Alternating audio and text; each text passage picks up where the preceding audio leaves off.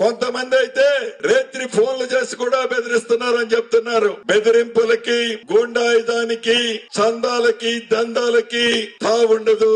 ఇక కళ్ళెర్ర చేస్తే ఏమి ఫలితం వస్తుందో ఆ ఫోన్లు చేసే వాళ్ళు ఒక్కసారి గుర్తు తెచ్చుకోండి. పడుద్ది, మళ్ళా పడుద్ది.